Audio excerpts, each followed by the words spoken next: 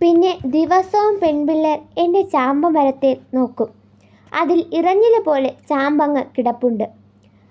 ഞാൻ തന്നെത്താൻ പറയും, കഴുതകളെ നോക്കിക്കോ, എൻ്റെ ചാമ്പമരമാണ് ഈ ഞാൻ നട്ടുവളർത്തിയത്. കഴുതകൾ അവരോട് എങ്ങനെ പ്രതികാരം ചെയ്യും? കസാരയിൽ അങ്ങനെ കാത്തിരിപ്പായി. മുറിയിൽ പോയി കിടക്കാറൊന്നുമില്ല. അങ്ങനെ ഇരിക്കുമ്പോൾ അവർ വന്നു. ഞാൻ എണീറ്റ് ചെന്നു. വളരെ അവജ്ഞയോടെ ചോദിച്ചു, എന്തു വേണം? അരണയ്ക്കു ചാമ്പങ്ങ, കാശെട്.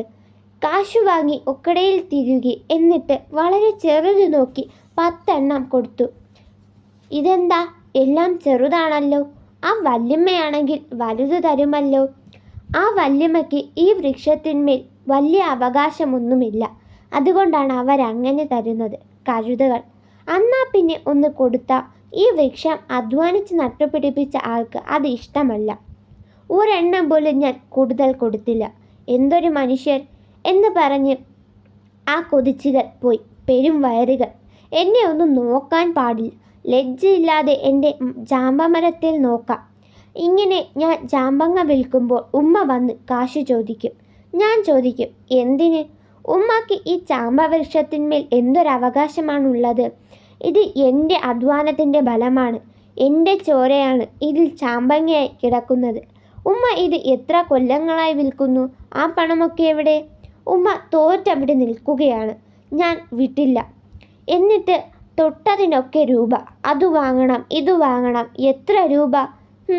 ആരാ ഇരുമ്പൻ പുളി നട്ടത്? മുറ്റത്തിൻ്റെ ഒരു വശത്ത് വലിയ ഒരു ഇരുമ്പൻ പുളിയുണ്ട്. വേരു മുതൽ ഇറഞ്ഞിലെ പോലെ തന്നെ പച്ച നിറത്തിൽ പുളികൾ അങ്ങനെ പൊതിഞ്ഞു കിടക്കുകയാണ്. അതും ഉമ്മ പറിച്ചു വിൽക്കാറുണ്ട്. അതും ഞാൻ നട്ടുപിടിപ്പിച്ചതല്ലേ? ഉമ്മ പറഞ്ഞു, അത് നിന്റെ ബാപ്പ നട്ടുപിടിപ്പിച്ചതാ. ഞാൻ ഒത്തിരി വെള്ളം കോരിയിട്ടുണ്ടതിന്. അപ്പോൾ അതിൻ്റെ ഉടമസ്ഥാവകാശം നമുക്കില്ലേ? പോട്ടെ. ഉമ്മ കെറുവിച്ച് അപ്പുറത്തേക്ക് പോയി. ഞാൻ ആനുമ്മയെ വിളിച്ച് ഒരു ചായ കൊണ്ടുവരാൻ പറഞ്ഞു.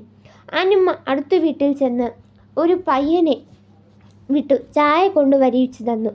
ഞാൻ അതും കുടിച്ച് ഒരു ബീഡിയും വലിച്ച് അങ്ങനെ രസത്തിൽ ഇരിക്കുമ്പോൾ വരുന്നു ഒരു അഞ്ജന കറുമ്പി. 10-16 വയസ്സു കാണും. ചാമ്പങ്ങയ്ക്കു തന്നെ.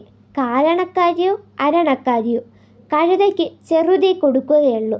പക്ഷേ അവൾ ചാമ്പ നിൽക്കുന്ന ഭാഗത്തേക്ക് നോക്കിയില്ല. അവൾ നേരെ എൻ്റെ അടുത്തു വന്നു തൊഴുതു. എന്നിട്ട് പറഞ്ഞു, ഞാൻ സാറിനെ അറിയും. സാറിൻ്റെ എല്ലാ പുസ്തകങ്ങളും വായിച്ചിട്ടുണ്ട്. സാറ് വന്നിട്ടുണ്ടെന്ന് എൻ്റെ അച്ഛൻ പറഞ്ഞു. അതാ വന്നത്. എൻ്റെ ഓട്ടോഗ്രാഫ് ബുക്കിൽ എന്തെങ്കിലും ഒന്ന് എഴുതി ഒപ്പിട്ടു തരണം. ആ, എൻ്റെ മാനം രക്ഷിക്കാൻ വന്ന സുന്ദരിയായ കറുമ്പി, നിനക്ക് മംഗളം. ആചാന്ദ്ര താരം, നീ സുഖമായി ജീവിക്കുക. എന്താ നിൻ്റെ പേര്? ഞാൻ ചോദിച്ചു. അവൾ പറഞ്ഞു, സുഹാസിനി. ഏതു ക്ലാസ്സിൽ പഠിക്കുന്നു? 6th. കുട്ടി ഏതാ? ഞാൻ ചുമട്ടുകാരൻ മാധവൻ്റെ മകളാ. തൊഴിലാളിയുടെ മകളാണല്ലേ? തൊഴിലാളികൾ ജയിക്കട്ടെ. ഞാൻ മുറിയിൽ പോയി പേന എടുത്തുകൊണ്ടുവന്ന് സുഹാസിനിയുടെ ഓട്ടോഗ്രാഫ് ബുക്കിൽ സുഹാസിനിക്ക് സർവമംഗളങ്ങളും നേരുന്നു എന്നെഴുതി ഒപ്പിട്ട് കൊടുത്തു. എന്നിട്ട് സുഹാസിനിയോട് ചോദിച്ചു, ചാമ്പങ്ങ തിന്നണോ? തിന്നിട്ടുണ്ട്, അവൾ പറഞ്ഞു. ഞാൻ ഒരു വലിയ കടലാസ് കൊണ്ടുവന്നു. ചാമ്പ മരത്തിൽ കയറി ഒരു 50 മുഴുത്തതും പൂ വന്നതും പറിച്ച് കെട്ടിക്കൊടുത്തിട്ട് പറഞ്ഞു, സുഹാസിനി, ഈ ചാമ്പമരം ഞാൻ നട്ടുപിടിപ്പിച്ചതാണ്. നേരോ? നേര്.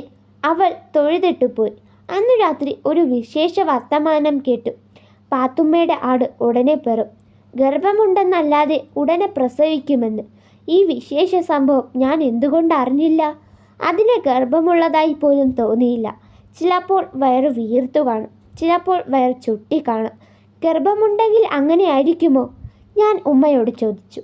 ഉമ്മ പറഞ്ഞു, അത് പെറാറായി. എനിക്ക് സംശയം. നേരോ? എനിക്ക് എന്തുകൊണ്ട് തോന്നിയില്ല? സ്ത്രീജനങ്ങളെല്ലാവരും പറയുന്നതല്ലേ, സ്ത്രീകളാണല്ലോ പ്രസവങ്ങളുടെ എല്ലാം പരമാധികാരം. സുഖപ്രസവമായിരിക്കുമോ?